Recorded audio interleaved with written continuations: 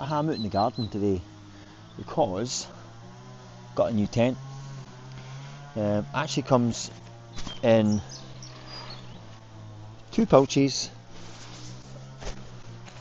but then also came with this kind of almost like burrito style bag. So I'll play about with it and see what works best. I quite like the idea actually of having the 2 separate bags, so I could probably have them like balanced out in the bag, you know. So what I'm going to do is I'm going to be setting up. It's a trekking pole style tent, so I'll talk a bit about it as I'm setting up. I'm going to go to set up the outer now myself, and then I'll come back to you once it's set up, and then and talk about it a bit more detail. I kind of want to have a bit of a walk through myself first and just be happy. So I'll join you back once I've got the outer set up.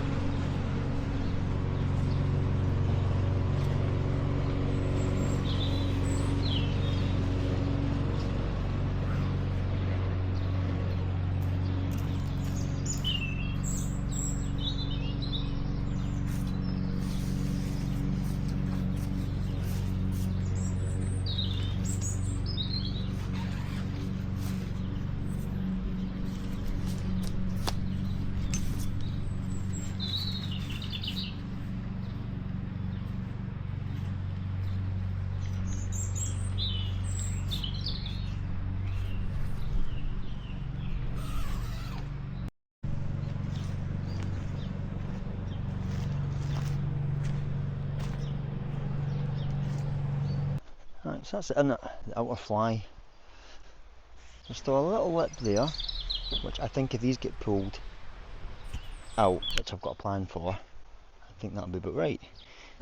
Spool's pretty drum tight.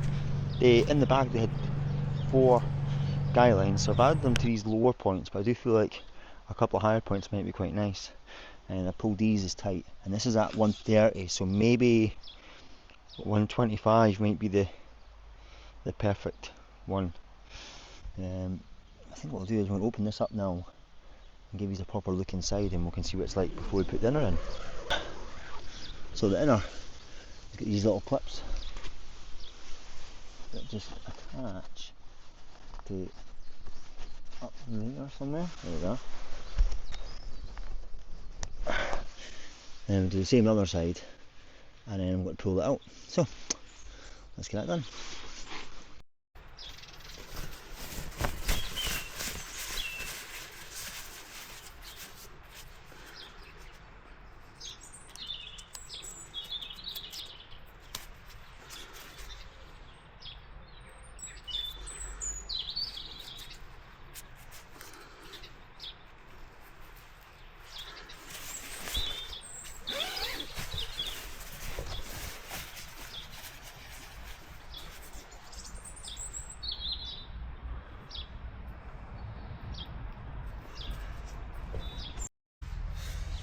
Yeah, so this is the inner.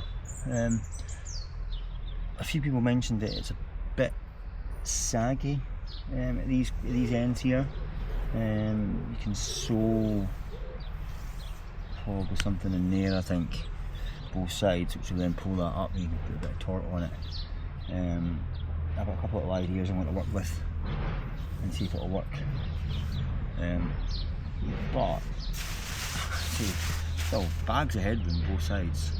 And I can see I've got the pole set at 130. I think that extra 5 centimetres, I just pull this up slightly as well, and give you bags more room. Want to lie down? Oh yeah. Oh, loads of space. Loads. Well, this is definitely the 2+ person almost. Now I'm just looking at the here. It looks like it's seam sealed. Yeah, definitely looks like that's seam sealed. I was told it wasn't seam sealed, or wouldn't be coming seam sealed. It doesn't look like the outer is, so that's a bit of work I have to do this afternoon. But yeah, so now while it's up, I'm going to make a couple of readjustments to what I think might work. And then yeah, we've got a tent that's going to be going out with me in a couple of days. This is by Asta Gear 2-person tent. I've gone for what they class as a 4-season inner, because instead of being all mesh, the kind of paneling comes up to about there, but it's not a 4-season tent. So you know, just because it says 4-season inner, it doesn't make 4 seasons. 4-season tent to me needs snow skirts, full inner virtually. You know, I would go geodesic design as well, so that you know you can cope with snow loading and heavier winds as well. You know, just all the kind of elements of a typical heavy winter. This will be perfect for what I'm planning on doing over the summer, which is a bit more longer trails and weight saving. Right, I'll join you back in a wee bit. So what I've done is I had a wee look at what I had in the house, just to see first off about giving me a bit more room there. And what I've tried is, well, I've tried 2 different options. The little magnets that I've had in my bag for a while that you've probably seen me use in other camps before, and they look alright. Downside is they're black on black, so you're not going to be able to see them, and I know they're not that strong. They do pop off a lot. More of a harder version is these little bungee cords that you'll see with overlays, and that seems to work really quite nice. That obviously it'll still drop during the night. You kind of want that, because then you're not getting your fly touch your inner, you know. And then the other additions I've made is on both sides, which yeah, definitely I think I'll keep them. Is these little they're extra long as well. So what you're getting is like a pull from the top as well, and you just feel it. It just feels more solid now. Yeah, I love it. So, what do you think of the Asta Gear? What's your initial thoughts? I'm sure you've probably seen these out on YouTube before. My kind of research was done on YouTube looking at a couple of channels, one called Grey Hikes, and another one, Mac Outdoors, a Geordie fella. Grey Outdoors, he's Scottish, but he lives in Devon or somewhere in that area, so you need to explain to us why you left God's country to go down there. And the Geordie guy, Mac Outdoors, they're the two that I've kind of predominantly seen making use of that.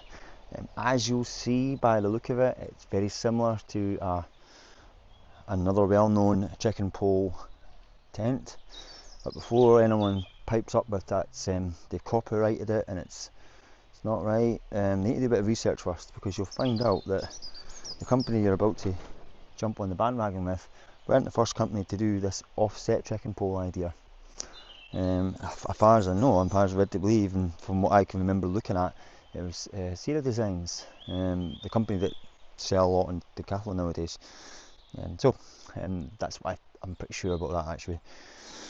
So yeah, really happy how it looks in the garden. Get its first run this week. I'm going to take it up a mountain, I think. I'm not for half in, half out. This is going straight up a mountain, and then we can see what it looks like. Right. Anyway, so don't ever think I'm doing this as a review. In fact, I've never reviewed any of my tents.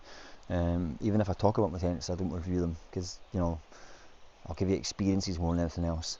Anyway, hope you liked my little first look at the Asta Gear, and we'll see what it's like when we get out in the wild.